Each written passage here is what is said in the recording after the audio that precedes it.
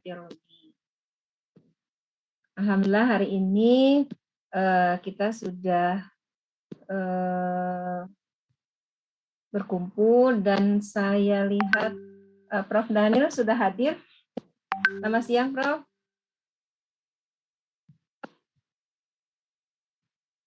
Sudah, selamat siang, Bu. Iya, terima kasih sudah hadir, Prof. Nah, hari ini saya mungkin sebagai pembuka ini kebetulan diberi mandat oleh Prof. Daniel untuk membuka pertemuan kita hari ini ya. Untuk selanjutnya mungkin nanti dengan Prof. Daniel. Jadi teman-teman sekalian, mata kuliah kita mengenai penulisan ilmiah meteorologi ini berkaitan dengan bagaimana kita nanti melakukan penelitian dan membuat laporan karya ilmiah. Itu yang terutama. Selain itu juga ke depan ya kita akan bisa menulis berbagai karya ilmiah lainnya, berbagai bentuk tulisan. Dan kita harus mempelajari bagaimana cara kita bisa menyampaikan gitu ya, apa penelitian ataupun hasil karya kita menyampaikan dalam bentuk tulisan. Untuk sementara mungkin saya akan coba izin share menunjukkan bahan perkuliahan kita ke depan selama 1 semester. Izin ya Prof untuk menyampaikan di awal bahwa pertemuan kita ini terdiri dari 14 pertemuan ditambah dengan UTS dan UAS nanti ya. Untuk pertemuan pertama hari ini kita akan mendiskusikan mengenai kontrak, juga pendahuluan bagaimana terkait mata kuliah ini nanti akan berjalan. Kemudian minggu berikutnya mengenai struktur dan anatomi tulisan ilmiah. Kedua pertemuan ini nanti akan disampaikan oleh Prof. Daniel Murjiarso. Mudah-mudahan teman-teman sudah pada kenal ya. Sudah pada kenal ya, harus kenal tuh. Beliau sejak dulu menjadi ini saya kuliah juga dosennya sudah beliau nih teman-teman nih ya, perlu saya kenal. Sejak saya kuliah yang memberikan bimbingan penulisan gitu ya tentang karya ilmiah adalah beliau. Jadi nanti silahkan Anda mendapatkan menarik kalau saya suka mengambil ini Pak Prof. B almarhum gitu ya suka bilang peras ilmu saya katanya begitu ya. Teman-teman nanti silahkan bertanya dengan ini kepada Prof. Daniel terutama terkait karya tulis ya, karya ilmiah, karena tentu saja kita sudah mengetahui bahwa beliau ini tidak hanya di nasional gitu ya, di internasional sudah sangat. Jadi silahkan diperas ilmunya katanya begitu. Sekalian saya juga nanti akan ikut mendengarkan. Kemudian di pertemuan berikutnya nih saya mendapatkan mandat juga untuk mengisi perkuliahan mengenai desain dan metode penelitian, hipotesis dan kerangka pemikiran, termasuk kemudian mengenai survei pustaka, bagaimana cara merujuk pustaka, bagaimana kita menuliskan pustaka. Setelah itu kita ada UTS dan selanjutnya yang memberi perkuliahan adalah Profesor Rizal Dibur. Jadi bahagialah teman-teman semua karena nih kita mendapatkan ilmu yang luar biasa nanti dari para profesor di departemen kita ini ya. Mohon ya, sungguh-sungguh ya, kita sudah mendapatkan ini luar biasa ini, ya kesempatan luar biasa untuk mempelajari bagaimana cara menuliskan, cara menyampaikan pemikiran kita dan juga karya ilmiah kita. Dan terakhir akan ditutup kembali oleh Prof. Daniel mengenai literatur database ya, bagaimana systematic review ini sangat menarik ya, mengenai meta analisis itu seperti apa. Jadi demikian 14 pertemuan, insya Allah mudah-mudahan kita semua mendapatkan kesempatan ya untuk menyelesaikannya dengan baik. Dari saya mungkin itu saja Prof, supaya waktunya bisa lebih dimanfaatkan lagi. Saya persilahkan, saya kembalikan waktu kepada Prof. Daniel. Itu saja dari saya sebagai pembuka. Terima kasih. Baik, terima kasih Bu Stop Ana. share dulu. Terima kasih Bu Ana sudah memperkenalkan mata kuliah ini dan memperkenalkan saya. Tadi Bu Ana itu mau bilang cuma segen aja ya, saya itu udah tua loh gitu. Ya, saya ngajar mata kuliah ini sejak departemen dimulai ya. Itu tahun bahkan sebelum departemen ada. Ya, kita dulu adalah program studi dan mata kuliah ini sudah ada. Karena kita membayangkan bahwa untuk menyelesaikan studi S1 itu seseorang punya tugas atau tahap gitu ya, yang mana tahap itu memerlukan skill atau kemampuan tertentu untuk menuliskan tugas akhirnya. Nah, mata kuliah ini sebetulnya berjalan paralel ya, tadi Bu Ana belum sampaikan. Jadi selain ini penulisan ilmiah meteorologi, saya nggak tahu kodenya apa Bu. Kode mata kuliah ini GFM berapa ini?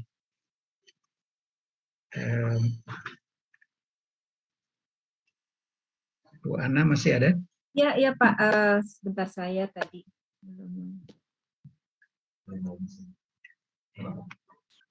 Jadi mata kuliah ini paralel dengan mata kuliah semester 7 yang namanya metodologi penelitian dan penulisan ilmiah. Gitu. Jadi, oh ya, ini agak ribut, saya pindah ruangan. GFM 1300, Prof. 1300. Oh, 4 digit ya? Ya, sekarang diberi angka tambahan 1 di depannya. Apa, 1 itu artinya apa? Saya baru tahu juga. Saya juga lupa lagi ini dari S1 mungkin. Komdik itu saya juga belum ini. 1300 sekarang itu semuanya diberi angka 1 di depan. Oh, jadi yang ini ya, mungkin angkatan pertama kurikulum 2020 mungkin. K2020 angkatan pertama gitu ya.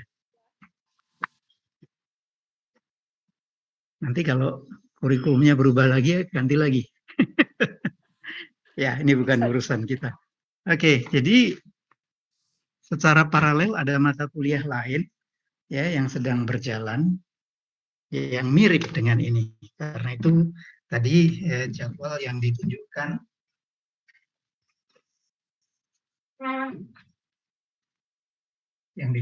Bu Ana itu adalah jadwal semester 7 sebetulnya.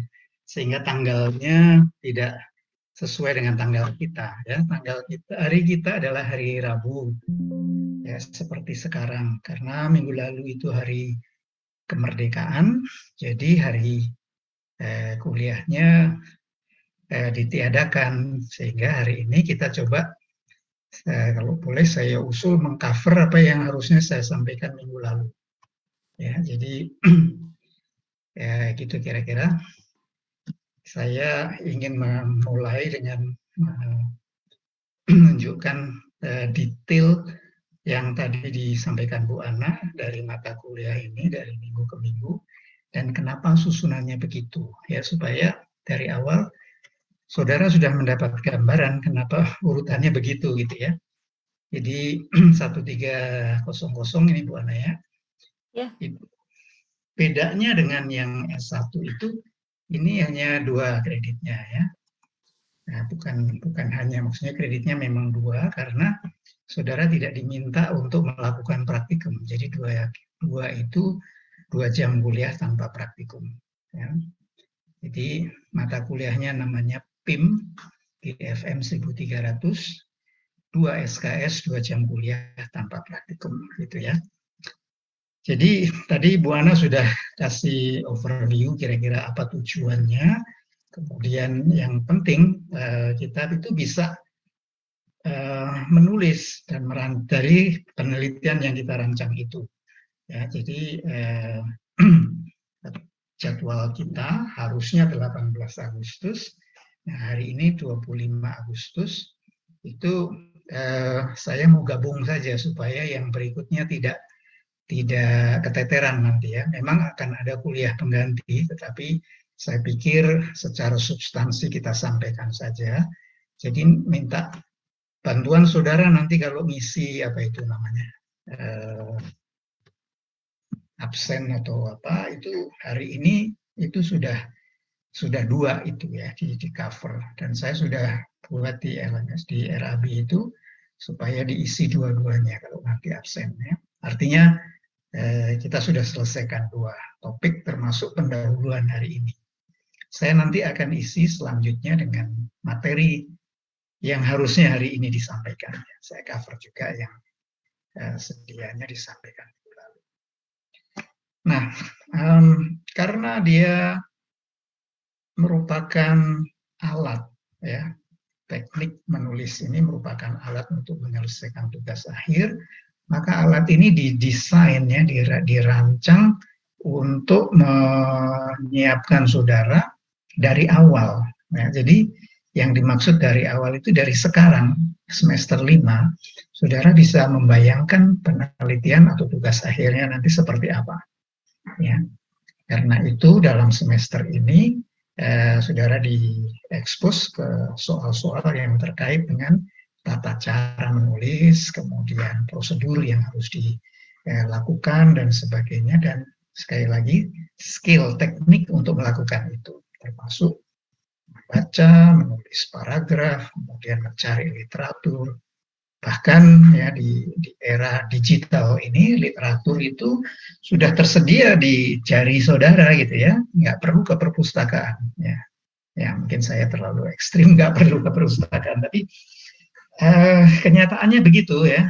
Nah, library itu sudah virtual, ya, library itu sudah di awan sana ya, sehingga dimanapun saudara bisa baca, termasuk materi yang kita perlukan untuk penelitian kita, ya, anywhere, anytime, you can do that. Jadi jangan menganggap tatap muka ini atau bukan tatap muka,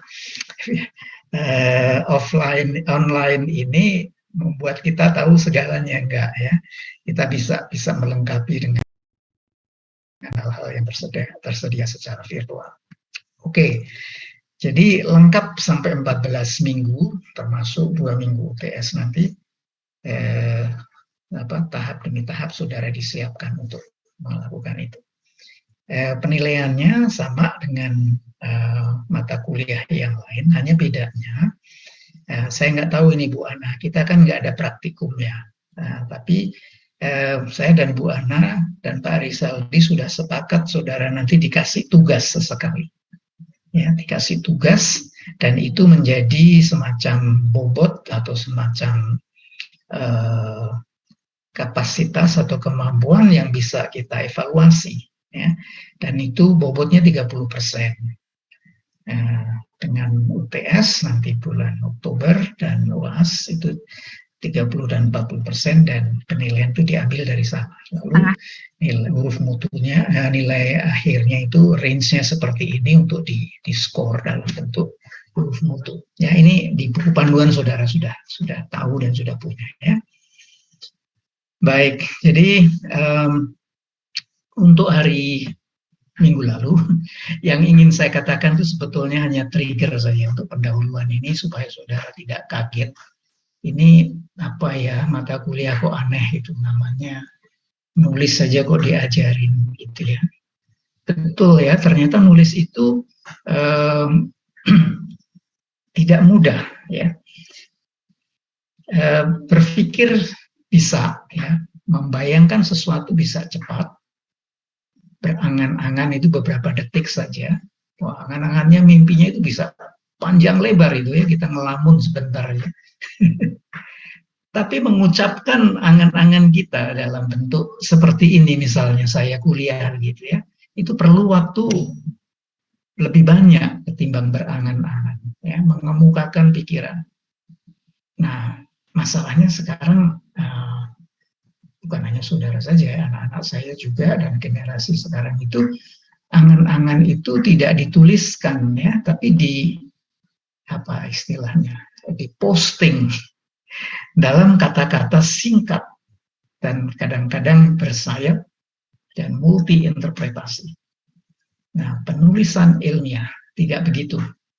ya dia perlu drafting, ya, membuat konsepnya, diperiksa orang, ya, direview, diberi komentar, kasih masukan, sehingga memerlukan bukan hanya kesabarannya, tetapi juga keterbukaan dari kita bahwa yang kita katakan itu atau kita tuliskan itu tidak semuanya, ya mungkin benar, tapi tidak semuanya dimengerti orang. Kadang-kadang kita bulat gitu ya, apalagi terbiasa dengan bahasa WA gitu. Waduh, susah banget ini. Ya, Bu Ana dan saya itu sering curhat gitu. Aduh, kok susah ya ngoreksi draft mahasiswa. Ini bahasanya kacau banget gitu. Ya, maaf ini kata-katanya agak to the point gitu ya. Tapi memang kacau gitu ya. Yang mau diomongin apa itu muter-muter nggak karuan. Kalimatnya juga tidak ada strukturnya. Ya, jangankan kalimat ya. Kadang-kadang memilih kata itu salah pilih, itu bahasa WA gitu. Enggak pakai gitu ya, pakai ya bahasa sehari kolokial. Nah, itu harus kita hindari. Dan mata kuliah ini ingin mengingatkannya, terutama di pendahuluan ini, bahwa hal yang ilmiah itu tidak sama dengan hal yang kita bicarakan di warung kopi gitu ya, dibicarakan di jalanan. Itu dituliskan dan didokumentasikan dan ada faktanya, ada buktinya ya, sehingga kita tidak bisa ngarang ya. Nah, itu yang hoax itu banyak ngarang-ngarang aja, itu di dramatisir ya menjadi berbunga-bunga ya, tergantung penulisnya itu mau arahnya kemana gitu ya, sehingga message utama, pesan utamanya yang didasarkan fakta itu bukan hanya kabur tetapi tidak bisa dipertanggungjawabkan. Nah, karena itu tulisan ilmiah harus menghindari hal-hal seperti itu. Kalau dia tidak berpikir bahwa itu akan disampaikan, ya entah itu secara oral, secara bahasa langsung gitu ya, ucapan, bisa juga komunikasi itu tertulis gitu ya. Karena dia harus bisa apa istilahnya, disimpan ya, di save di satu tempat, di satu platform, suatu saat akan dirujuk atau di refer ya, ditelusuri oleh orang. Ya, dan rujukan kemudian sitasi itu adalah hal yang penting, karena bukan hanya penulis tapi calon penulis, mahasiswa terutama ya, itu harus membaca untuk melakukan sitasi ya. Sitasi itu artinya yang kita ucapkan itu ada dasarnya, ada rujukan, ada referensinya, dan itu semua dilakukan dalam exercise penulisan ilmiah ini ya. Jadi kita merujuk orang, dan karena cara kita menulis dan mendokumentasikan, mempublikasikan itu bagus, maka itu akan jadi rujukan gitu ya. Nah, rujukan ini bagi seorang ilmuwan itu penting, baik ilmuwan yang baru menulis seperti saudara mau belajar menulis, itu penting agar kita bukan hanya matching ya, bukan hanya dikenal tulisannya di sana, tetapi idenya, pendapatnya, temuannya itu direcognize ya, direcognize dalam pengertian bahwa dia punya apa namanya, wibawa ya, dia punya pride, dia punya wewenang, otoritas ya, yang menunjukkan bahwa dia adalah, orang itu adalah rujukan yang penting bagi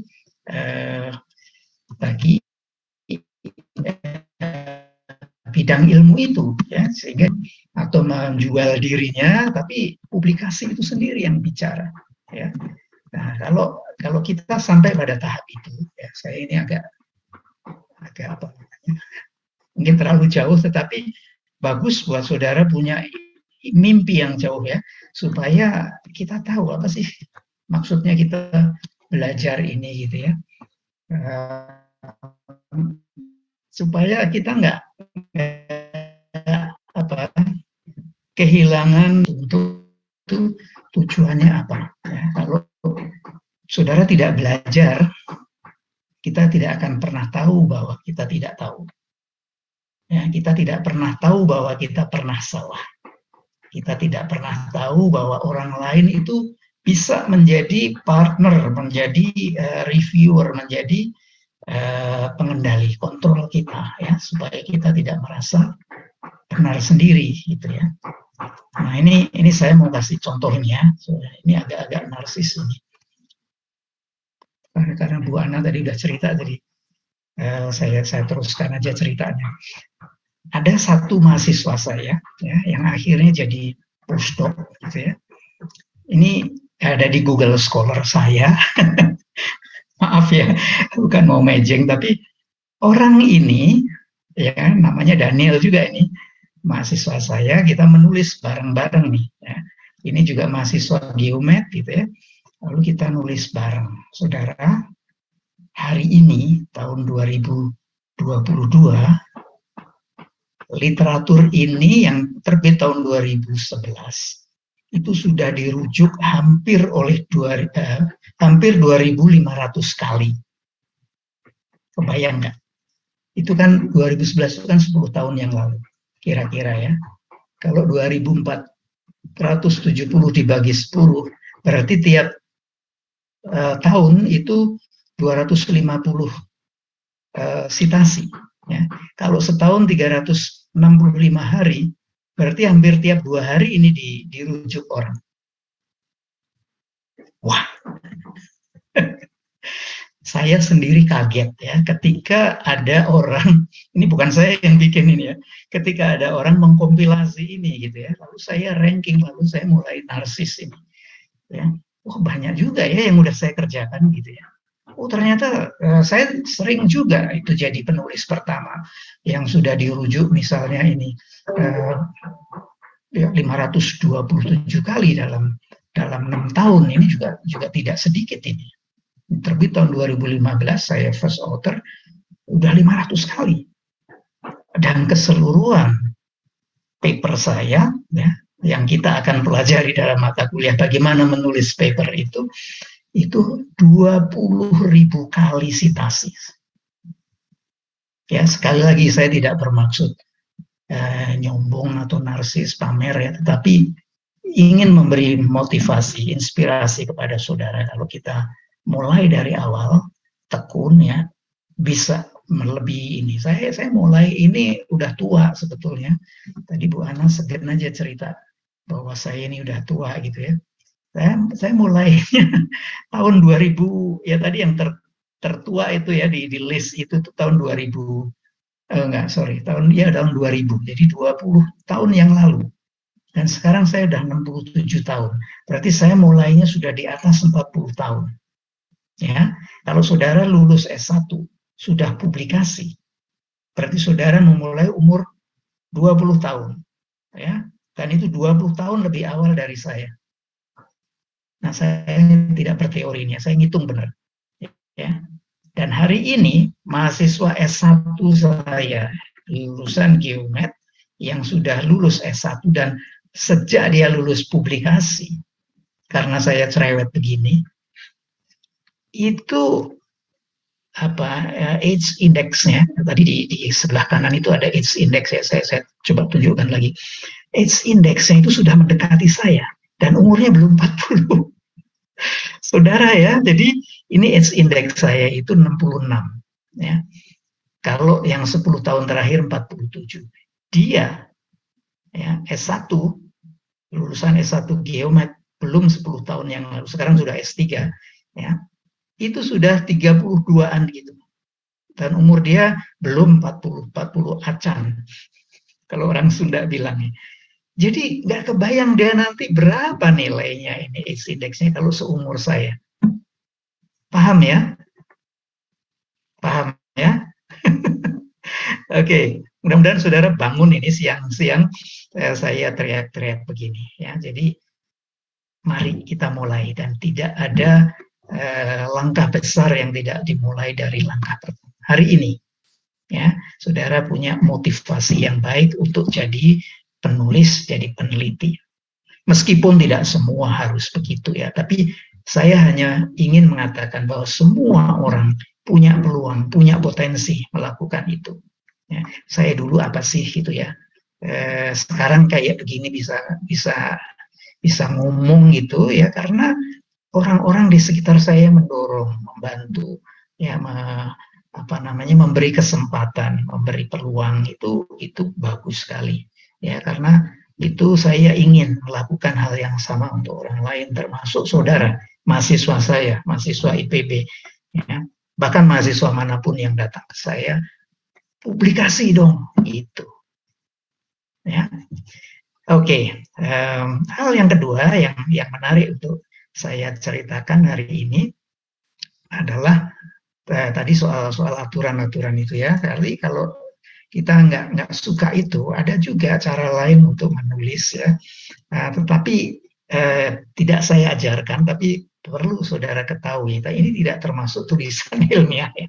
Itu fiksi, esai, jurnalistik, lalu berita. Nah, ini berita ini sekarang jadi tren. Karena saudara kenal betul dengan tool alat untuk melakukan berita yang namanya media sosial itu. Sosmed ya. Yang saya menganggapnya pes, hama. Tapi saudara bisa mengubah itu. Saya nggak punya waktu lagi untuk mengubah behavior netizen itu. Tapi Twitter, ya, Facebook kadang-kadang, ya, itu bisa dibuat ilmiah, ya, meskipun nggak panjang. Ya, blogging itu blogger itu gajinya gede sekarang. Ya, saudara pakai istilah influencer gitu ya. Tapi kalau kita punya bekal ilmiah, ya, blogging itu dibutuhkan oleh saintis. Ya, saya nggak punya waktu dan tidak punya skill membuat blog. Saya sewa orang dan saya bayar mahal. Ya. Mungkin tadi Bu Ana nggak cerita, saya kerja juga di C4 ya, sebelahnya C4, sebelahnya IPB itu lembaga internasional. Saya gaji blogger satu artikel $300, saudara. Ya, hampir 5 juta. Nah, kalau saya punya banyak artikel, ya dia jadi langganan saya gitu ya. Kalau bagus gitu. Dan itu perlu latihan. Ya. Cuma itu ya yang saya amati, akan sulit menyewa blogger yang tidak ngerti ilmu. Ya, scientific blogger perlu ilmunya. Nah, saudara kalau nggak mau yang terlalu ilmiah seperti tadi, bisa ke sini. Ya, ada juga yang namanya populer ya, yang mana namanya ilmiah populer ya, popular writing itu juga bisa.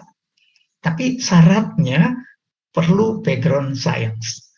Nah, saya menyebut blogger dan essay writer itu science writer ya, dan itu perlu orang yang belajar ilmunya, belajar substansinya. Di samping kemampuan menulisnya untuk audiens, untuk readership ya, pendengar yang memang medianya media sosial gitu ya.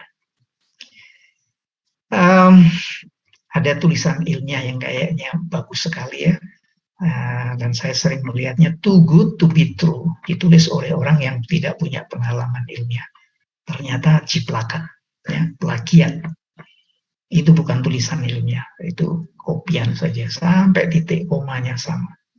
Nah, saya mengatakan ini untuk mengingatkan jangan dilakukan. Ya. Bahkan ada orang yang sudah jadi rektor, jadi profesor, ternyata dibuatnya secara ciplakan gitu ya, plagiat. Dan tidak hanya di Indonesia, ya, di negara maju ada juga. Ya, ada menteri lingkungan di Jerman, ternyata PhD-nya plagiat. Ya, jadi memang kejahatan itu tidak terbatas tempatnya ya. Bisa di negara maju juga untuk hal seperti ini. Oke, jadi saya ingin menganjurkan ya saudara melihat dokumen ini. Ya, ini sebagai pengantar karena kami ya, saya Bu Ana, Pak Rizaldi tidak mengajarkan bagaimana membaca dan mengimplementasikan pedoman penulisan karya ilmiah. Itu bisa diajak dibaca saja ya untuk tugas akhir saudara nanti, karena dia sudah self explaining ya, artinya diikuti aja ya titiknya di mana, komanya di mana, bikin persen gimana, bikin gram, kilometer, itu ada semua di situ. Dan sekali lagi kami tidak mengajarkan itu, ya, tapi mengajarkan prinsip, prosedur, dan tekniknya. Ya, kalau detail pedomannya ada di sini. Jadi saya kira ini sudah ada online versionnya ya Bu Ana, ya, bisa di-download juga. Ya, sehingga tempat kos saudara tidak penuh kertas, penuh buku. Ya, di laptop aja semua.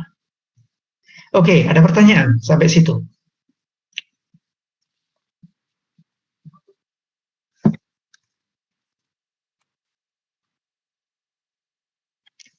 Ada pertanyaan atau? Ayo, siapa yang bertanya nih? Silakan.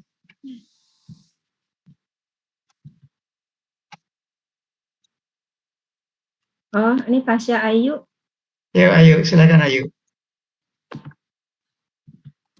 Saya izin bertanya, Prof. Tadi Ya. kan di PPT Prof. Daniel tulisannya untuk SI itu bukan termasuk tulisan ilmiah ya, Prof? Sorry Ayu, nggak jelas yang kalimat pertama. Oh ya. Essay. Saya izin, iya, untuk SI itu tidak termasuk ke dalam tulisan ilmiah ya, Prof? Ya, ya. Ya, jadi essay yang saya maksud di sini itu kayak cerpen, kemudian dongeng atau apa ya, fiksi, cerita perjalanan, itu bukan tulisan ilmiah. Memang membuktikan Anda sudah jalan, traveling ke sana kemari, tapi tulisan ilmiah biasanya pakai format tertentu yang nanti akan kita lihat, pakai gaya bahasa, tata bahasa yang spesifik, ya. Bagaimana kita bisa membedakan itu tulisan ilmiah atau tidak dari gaya bahasanya dan formatnya itu sudah kelihatan. Oke, jelas ya?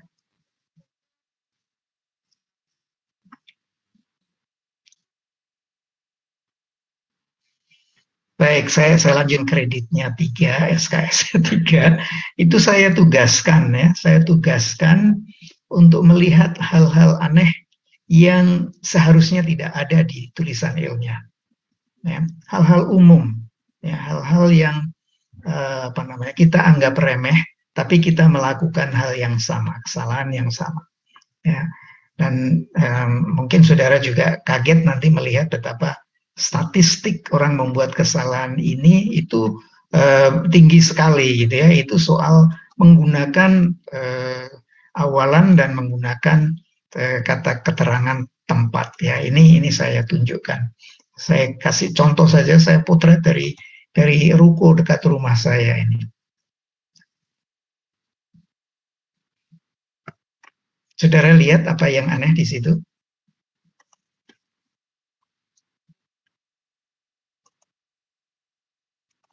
Spasinya, Pak.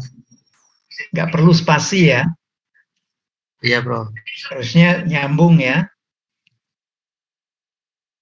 Ada lagi yang salah?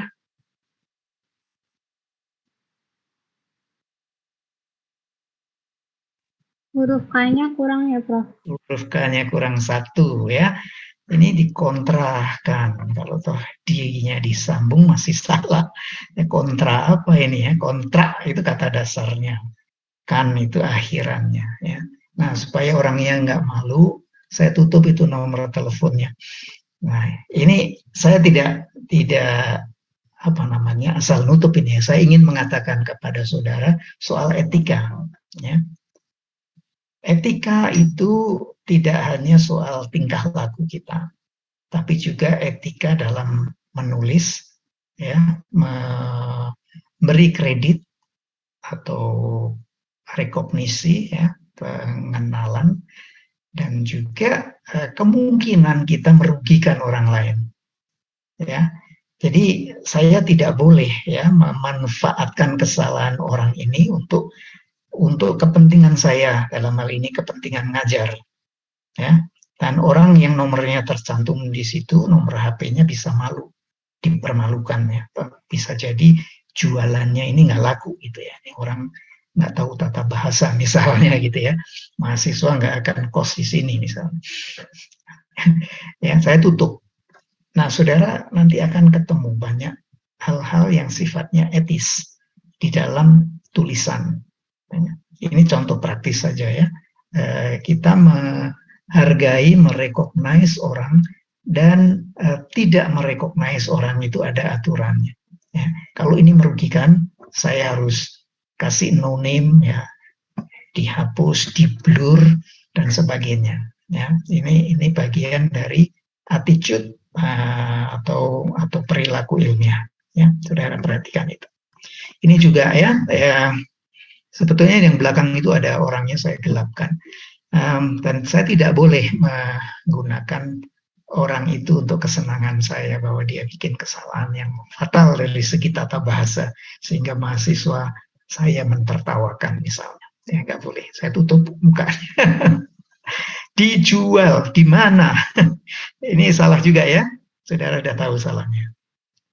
Ya, tapi boleh dong disebutkan apa salahnya. Saya nggak lihat wajah saudara ini. Saudara setuju atau menolak saya? Gimana kesalahannya? Elsa, kenapa? Spasinya juga harusnya disambung ya. Ya harusnya nyambung ya supaya itu maksudnya itu sedang ditawarkan untuk dijual. Ya. Jadi kata di ini tugas yang saya berikan ke kelas satunya itu 88 orang sekelas itu mengidentifikasi begitu banyak kesalahan deskripsi kakak-kakaknya. Saya tugasi cari 2 skripsi dan pastikan tidak sama antara saudara. Lalu 1 medsos yang diposting gitu ya, atau iklan atau apa saja dari dunia luar yang bukan ilmiah. Dan dari 88 orang itu kali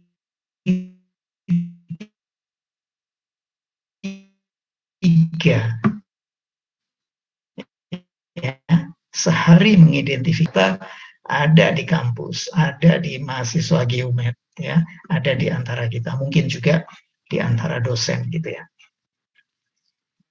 Betul Bu Ana?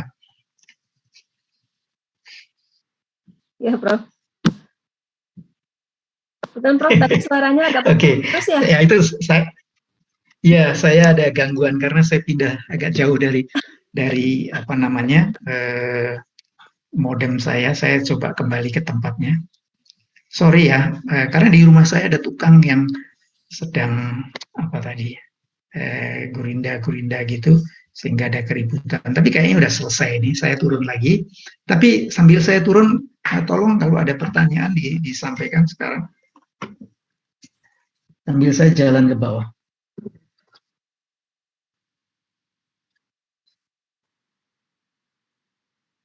Ada pertanyaan? Sebelum saya masuk ke topik hari ini, yang waktunya tinggal 40 menit. Kita 1 jam 20 menit ya.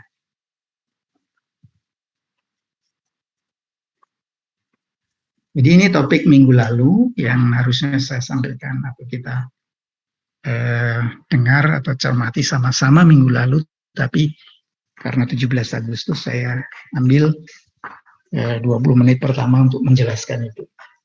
Kesannya yang 60-70 menit untuk topik hari ini. Kalau tidak ada pertanyaan, saya lanjutkan ke topik hari ini. Boleh?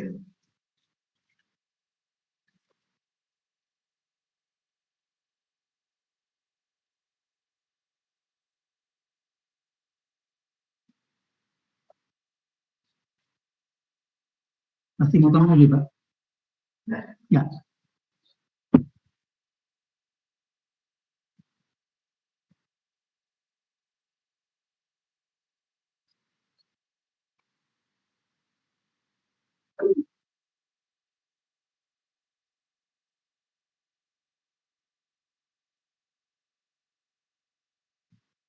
Baik, saya masuk topik hari ini yang judulnya adalah struktur dan anatomi tulisan ilmiah. Nah, topik ini disampaikan di awal agar saudara memahami bagaimana perjalanan berikutnya ya untuk menyiapkan tulisan ilmiah ini kalau kita mengetahui rambu-rambunya. Rambu-rambu yang dimaksud di sini adalah bagian-bagian yang harusnya ada dan kita ikuti dan bagian-bagian yang tidak perlu diikuti. Ya, jadi struktur ini kayak bangunan, ya ada apa namanya tiangnya, ada fondasinya, ada atapnya, ada jendela. Jadi wujudnya, strukturnya itu memang struktur bangunan. Gitu. Jadi tulisan ilmiah juga begitu. Ya, ada kerangkanya yang baku, ya standar untuk dikatakan sebagai tulisan ilmiah. Kalau dia tidak ada itu, tidak gitu ya. Kayak tadi pertanyaan siapa tadi? Saya. Essay itu bukan tulisan ilmiah karena tidak punya struktur tulisan ilmiah. Nah, karena itu perlu kita pahami ya. Badan kita, tubuh kita ini juga ada strukturnya, ya, ada kaki 2, ada tangan 2, lalu di kepala ada mata, hidung, telinga, ya strukturnya kayak gitu dan semua orang kayak gitu kan. Jadi itu orang. Jadi ini tulisan ilmiah itu strukturnya bisa dikenali langsung dari wujudnya itu, dari apa namanya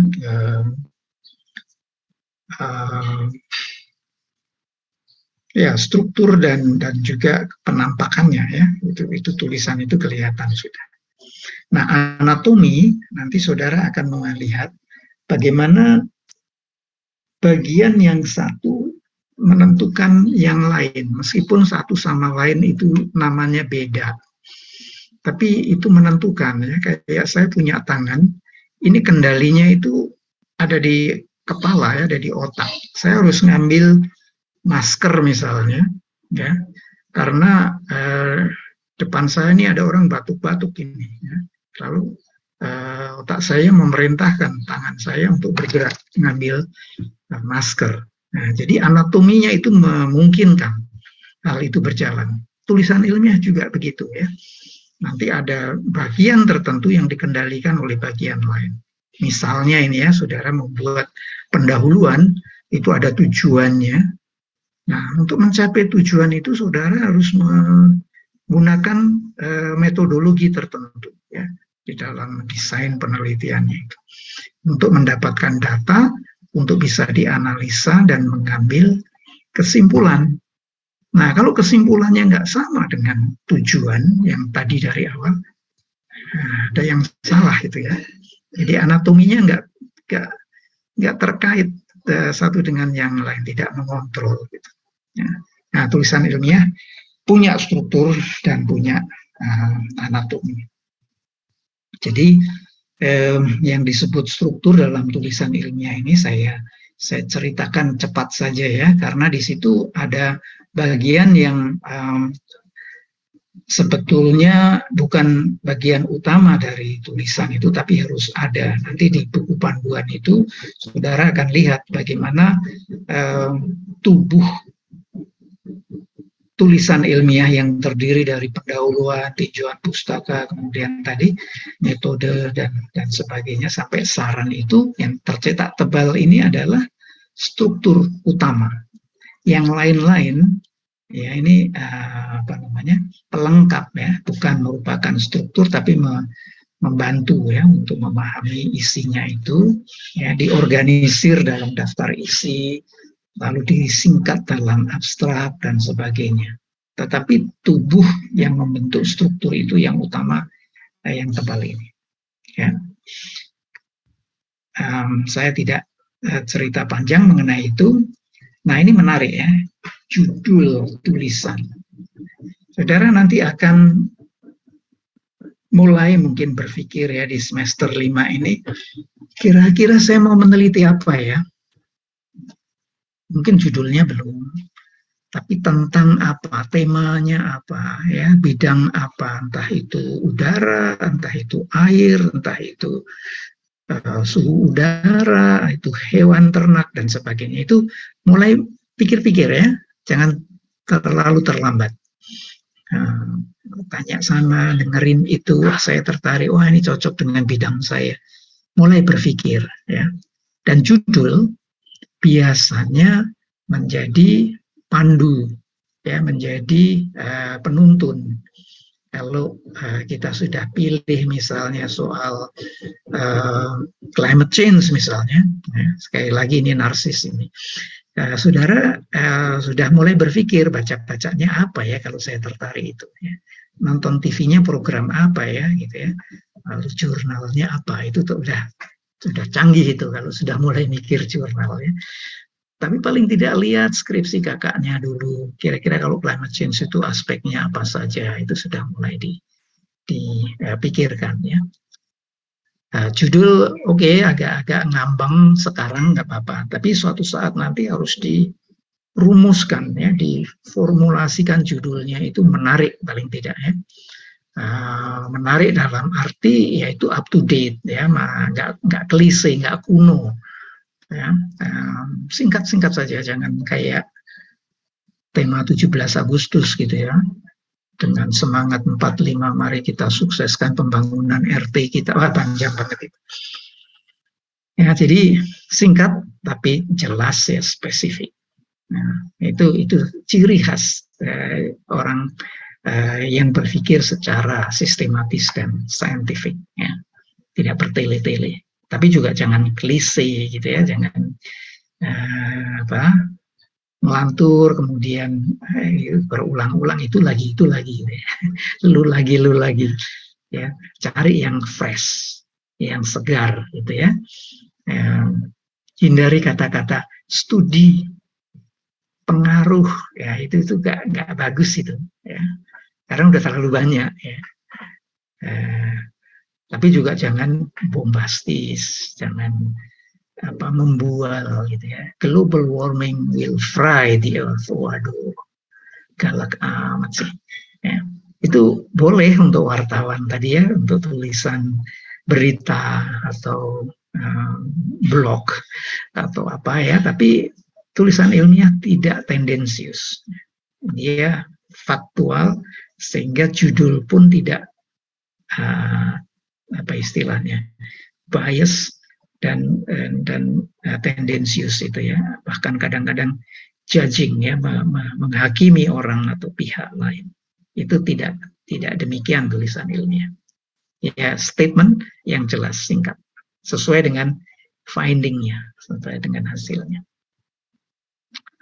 Nah, kemarin saya juga menugasi kelas yang 3 SKS, sorry ini saya kasih contoh yang ekstrim, tapi saudara nanti boleh mencoba ini ya, membaca abstrak dan menilai abstrak itu, karena di abstrak ini bagian penting dari tulisan ilmiah ya, itu orang bisa melihat bagaimana isi keseluruhan dibaca dalam waktu yang singkat, hanya 2 menit, abstrak dibaca 2 menit ya.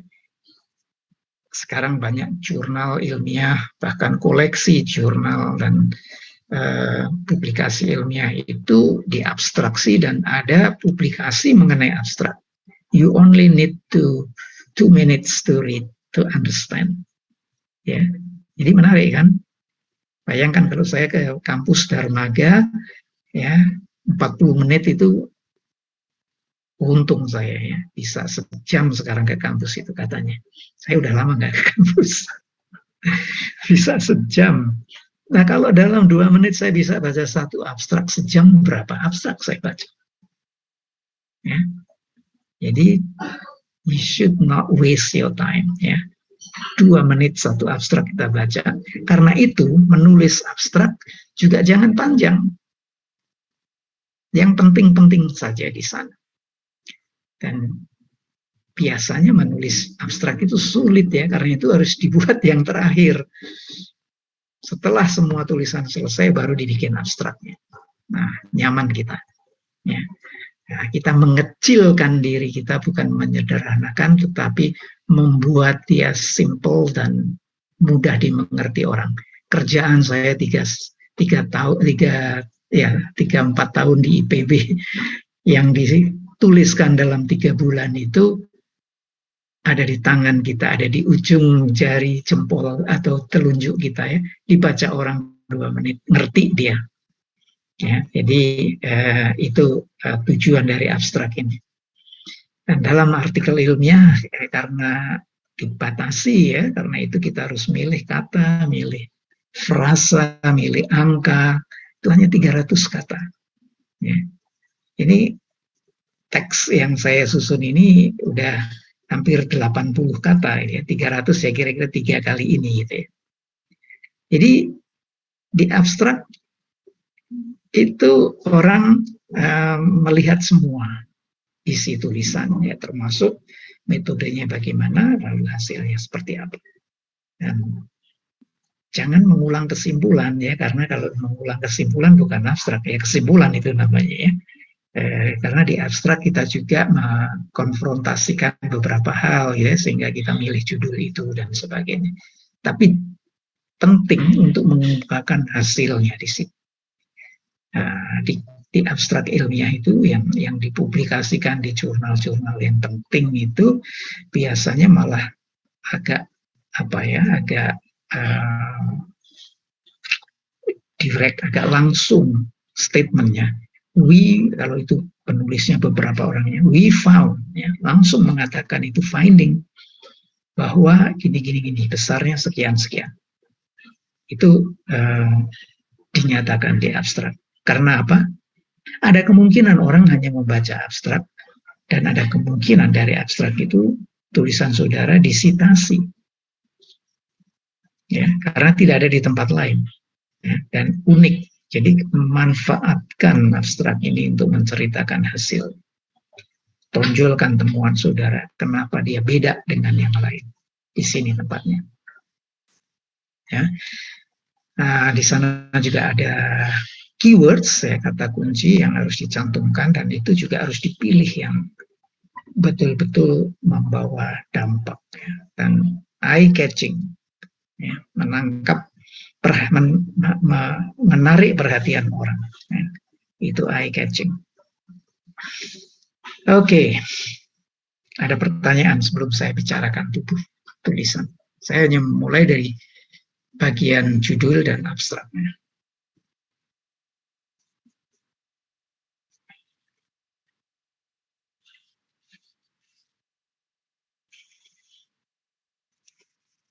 Halo?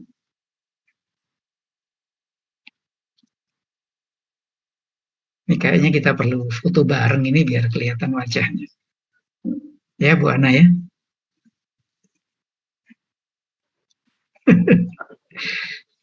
Mungkin izin bertanya, Pak. Ya, silakan. Sambil buka kamera on, silakan.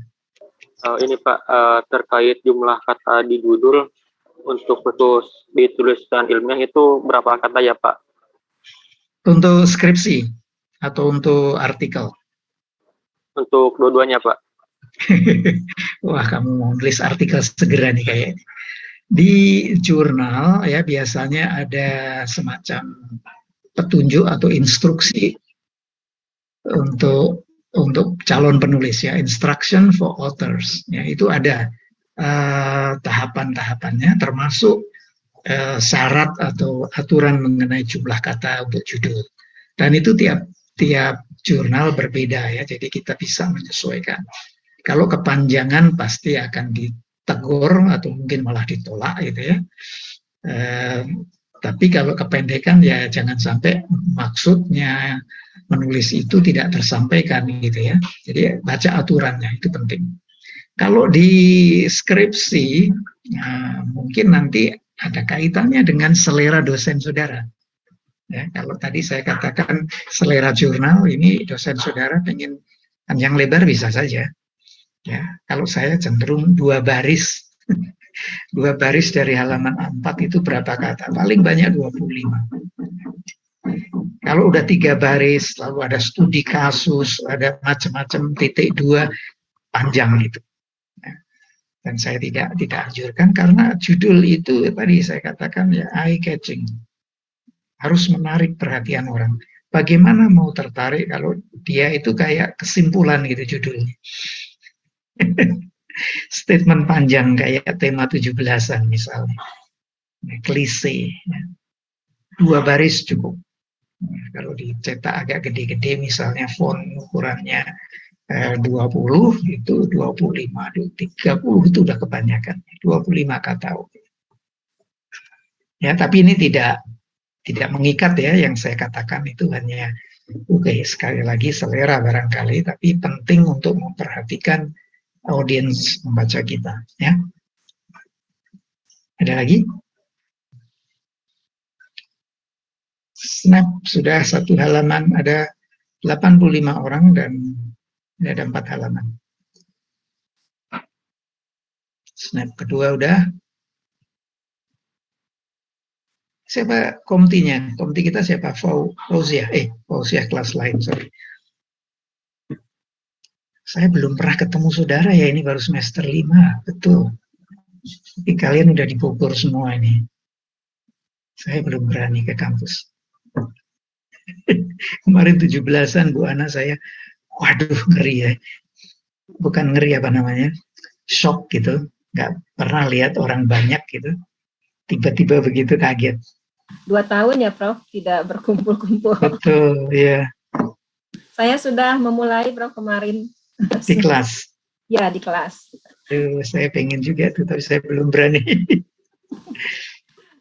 Ini halaman 3 sudah. Halo, Fajar atau Fajar, Iqbal. Nanti saya nggak yakin saya kenal gitu langsung. Sedih ya, kita nggak ketemu langsung. Baik, saya lanjutkan dengan tubuh tulisan ilmiah yang tadi saya katakan seperti anatomi manusia. Ya, jadi kalau apa namanya, tubuh itu punya badan, punya kepala, punya anggota badan, tangan, kaki ya. Tulisan ilmiah juga begitu, saudara. Tadi saya katakan anatomi kita itu, anatomi tulisan ilmiah itu mirip anatomi kita gitu ya. Dan di situ kita bisa lihat nanti bagaimana setiap anggota itu bisa berkomunikasi atau diharuskan berkomunikasi gitu. Ya. Ini saya share ya. Sudah kelihatan setelah tadi saya off? Belum ya? Sudah, Prof. Sudah? Lagi? Ulang lagi. Barusan sudah muncul, Prof, tapi ini lagi. Sekarang sudah? Belum. Oh. Ini apa namanya? Double mungkin ini. Ada yang full screen.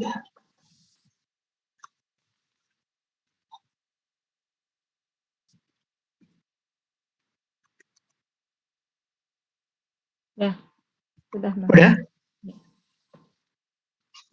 Belum ya? Sudah, Prof. Sudah, Prof. Oke. Jadi kalau tadi saya katakan ada kepala, jadi judul itu adalah kepalanya. Ya, di sana ada pikiran-pikiran yang terkait dengan latar belakang dan tujuannya. Ya. Lalu dia dilengkapi dengan tangan yang merupakan cara kita mengumpulkan informasi ya, melalui pikiran-pikiran orang lain sehingga kita punya rumusan baru sebagai rumusan masalah. Ya, kita guide itu pikiran-pikiran orang itu dan disupport dengan tinjauan pustaka. Ya.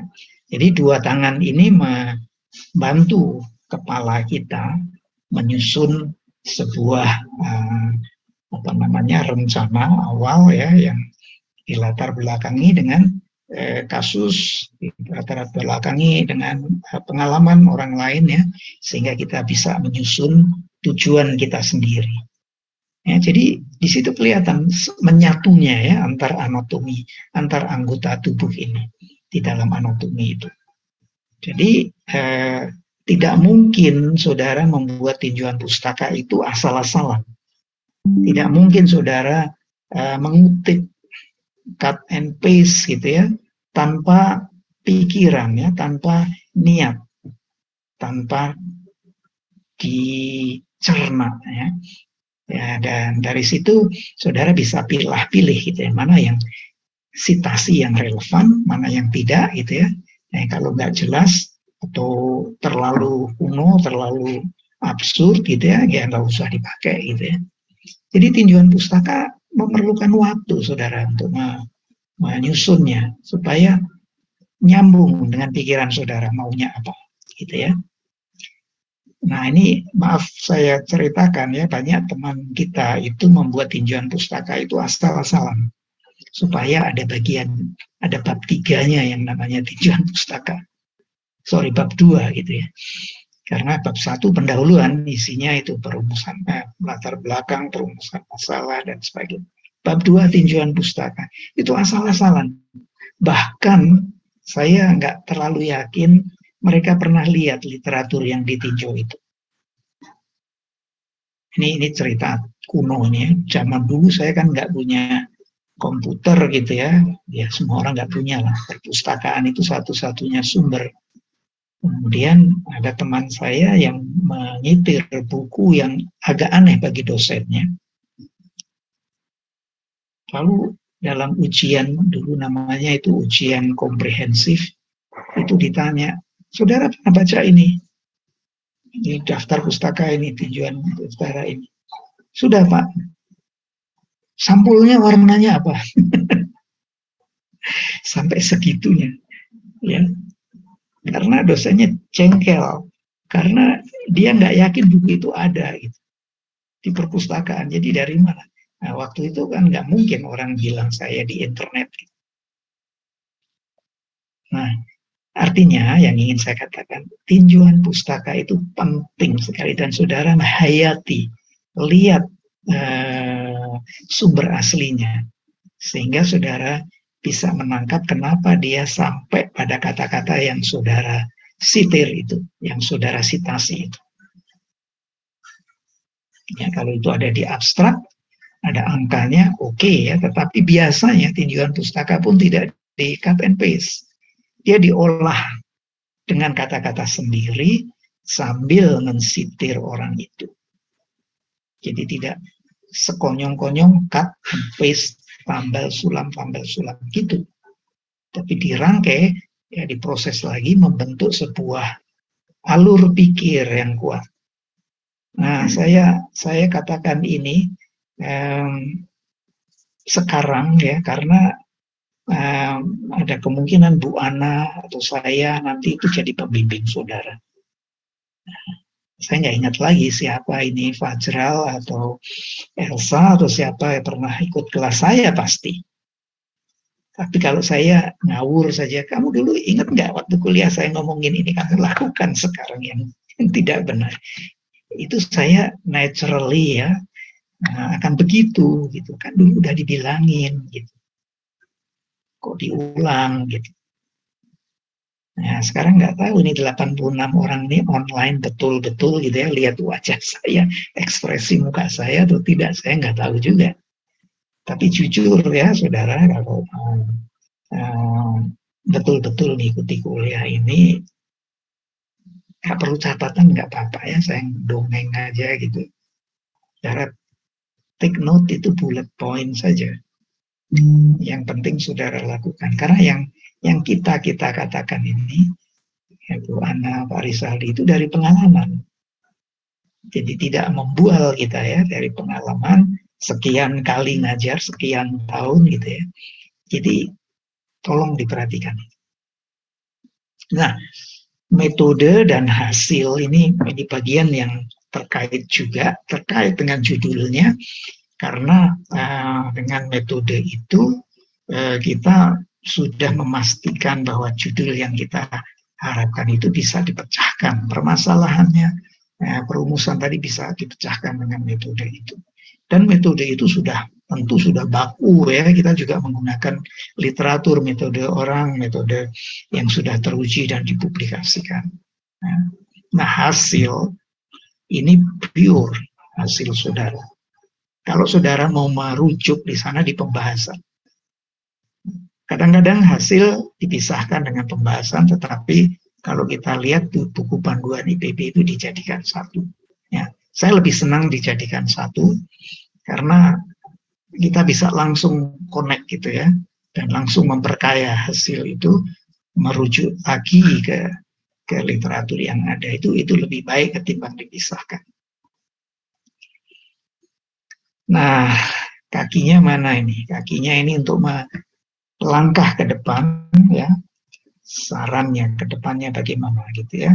Kaki tubuh kita yang di-guide oleh kesimpulan. Kalau tadi di-guide oleh judul, sekarang di-guide oleh kesimpulan yang satu dengan yang lain itu terkait, dan kesimpulan ini sesuai dengan tujuannya. Jadi nggak masalah melangkah kemana dengan kesimpulan. Ya, tidak perlu lagi melangkah dengan judul, tidak perlu melangkah dengan tinjauan pustaka, karena hasil yang membuat kita bisa menyimpulkan itu sudah diarahkan oleh yang lain. Jadi konektivitasnya jelas, ya, dan kesimpulan itu sesuai dengan judul kita. Jadi utuhlah tubuh itu, ya, anatominya lengkap dan berfungsi, tidak copot satu dengan yang lain. Jadi kalau gambar itu kita ganti utuh begini kira-kira, ini sebetulnya tanda WC laki-laki ini. Ada juga yang begini, ya. Yang begini, yang kedua itu kalau hasil dan pembahasan digabung, ya. Tapi kalau mau hasil sendiri, pembahasan sendiri, ya dua kaki gitu ya. Nah, kalau ini susah nih, lompat-lompat ini kayak balap karung 17 Agustus. Oke, dari saya segitu, Bu Ana, ini untuk mengantar teman-teman ini ke depan bagaimana. Oh, saya nggak bisa share sekarang. Ada pertanyaan? Silakan teman-teman, ada yang ditanyakan. Sudah saya stop sharing. Silakan. Izin bertanya, Prof. Agak keras suaranya ya. Izin bertanya, Prof. Ya, silakan. Untuk saat ini kan kami lagi banyak ditugasi untuk menulis ya, Prof. Terutama menulis paper, Prof. Tapi kami bingung kalau menulis paper itu harusnya seperti apa dan bagaimana strukturnya. Kemudian kami juga masih bingung terkait isinya harusnya bagaimana ya, Prof. Ya. Saya ikut apa namanya, bukan bela sungkawa, tapi ikut ya concern dengan program atau kurikulum K2020 ini, dan tadi seperti saudara katakan banyak tugas gitu ya, tapi tidak ada guidance. Ini menurut saya agak berbahaya gitu ya. Kayak terjun bebas, silahkan tulis apa saja apa maunya. Saya kira tidak begitu. Nah, kalau saya boleh sarankan, ya, paling tidak saudara mengutamakan bukti. Jangan pikir soal struktur anatomi dulu ya. Nanti mungkin saudara dimarahin yang kasih tugas, saya nggak tahu. Tapi fakta ya, itu adalah salah satu ciri tulisan ilmiah. Tadi ya sudah disebut, kalau dia tidak ada buktinya, tidak ada faktanya, itu ya bualan atau mungkin malah isapan jempol atau mungkin malah berita bohong gitu ya. Utamakan bukti, evidence ya, base. Nah, itu saran saya. Dengan kata lain, saudara membaca, dan saudara membaca tulisan yang bisa dipertanggungjawabkan. Ada rujukannya, referensinya jelas. Ya, simpel kata-katanya, bahasa saudara sendiri, nggak usah ikut bahasa orang yang menerbitkan tulisan itu. Tapi ide itu saudara quote ya, saudara sebut dari mana. Itu baru ilmiah, itu baru gentleman atau gentlewoman gitu ya, karena kita memberi kredit, ini etik yang kita tonjolkan. Oke, mudah-mudahan dipahami. Masih Baik, ada Prof, lagi? terima kasih. Ya, ada lagi? Izin bertanya, Prof. Yang keras deket mikrofon, suara kecil. Dekat ini. Izin bertanya, Prof. Ya, silakan. Tadi kembali di awal ya, Prof. Tadi di ciri-ciri karya ilmiah itu berupa nyata gitu. Nah, apakah gagasan ilmiah atau gagasan tertulis itu tidak termasuk karya ilmiah, Prof? Yang mana hanya berupa gagasan gitu. Terima kasih, Prof. Ya, tidak, sama sekali tidak, karena hanya menggagas, tidak dituliskan. Nah, sesuai dengan tujuan mata kuliah ini kan melatih kemampuan ya. Jadi apa namanya, tujuan instruksionalnya itu saudara nanti punya kemampuan menulis, bukan kemampuan mimpi menggagas doang gitu ya. Jadi tulisan ilmiah harus dituliskan, ada prosedurnya, tata caranya, ada style gayanya gitu ya, yang kalau tertulis itu bisa diarahkan. Kalau diucapkan jangan ngomong gitu kan susah. Menilainya bagaimana itu, koreksinya gimana. Kalau ditulis bisa di track change, bisa dibetulkan, dikasih saran ya, komen gitu. Dan menulis itu seperti tadi saya katakan ya, tidak sederhana saudara. Gagasan yang dalam hitungan detik, ya, ngomong dalam hitungan menit, nulisnya bisa berhari-hari. Bahkan ada orang yang 1 semester nggak lulus-lulus. Oke? Baik, Prof. Terima kasih banyak. Ya, silakan kalau ada yang lain. Masih ada 5 menit. Saya izin bertanya, Prof. Silakan. Terkait perbedaan antara kesimpulan sama abstrak, Prof. Jujur saya masih sulit gitu, Prof, untuk menulis kesimpulan kan juga di akhir dan abstrak lebih di akhir lagi. Itu cara membedakan isinya gimana ya, Prof? Terima kasih. Ya, prosesnya di akhir ya abstrak, tapi dia ada di depan ya. Prosesnya di akhir, setelah disimpulkan baru bikin abstrak, tapi posisinya dalam tulisan dia di depan. Jadi inilah etalasenya ya, show window-nya di sini.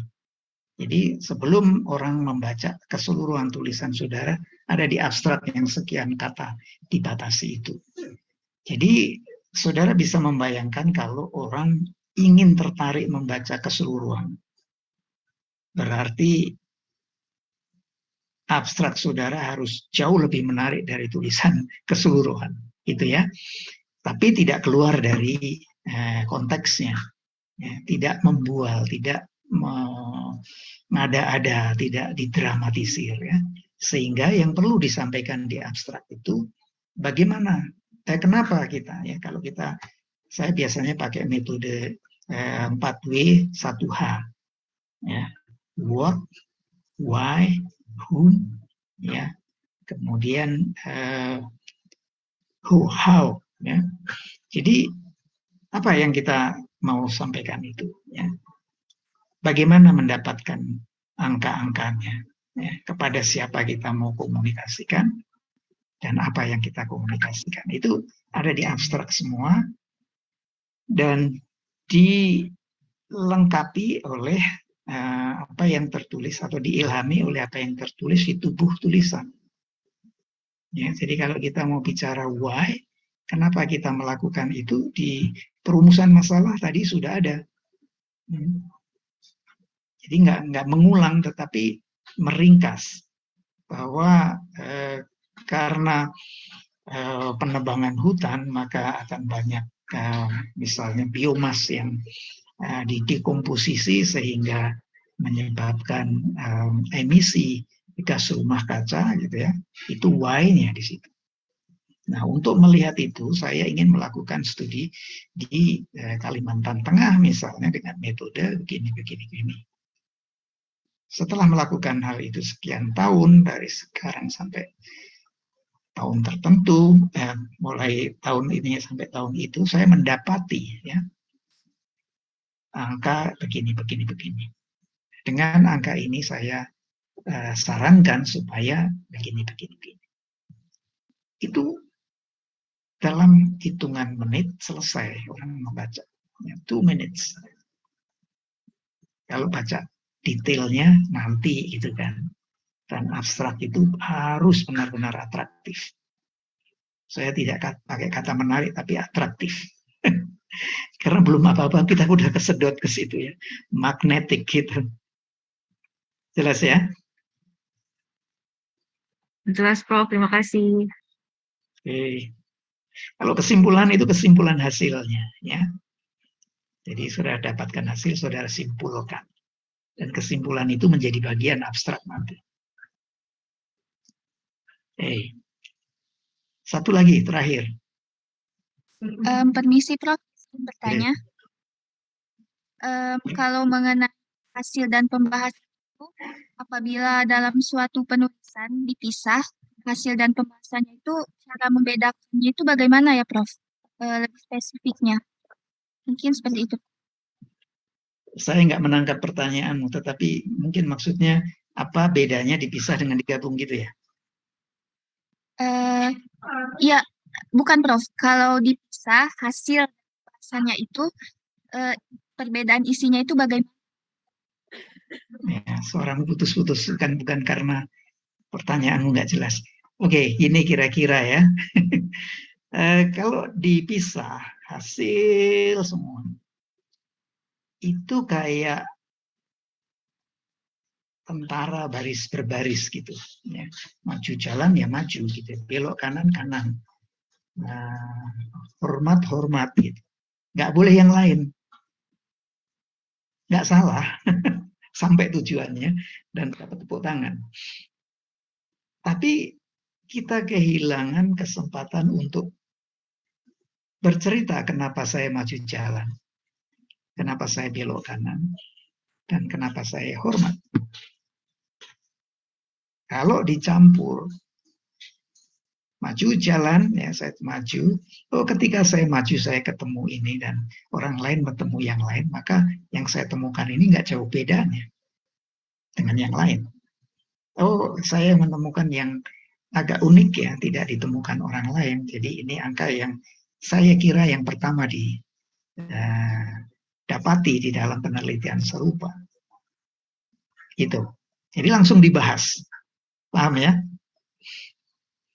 Begitu juga kalau nanti belok kanan, ada ceritanya. Ya. Kalau hasil dan pembahasan digabung. Beda dengan tadi, baris berbaris. Ya.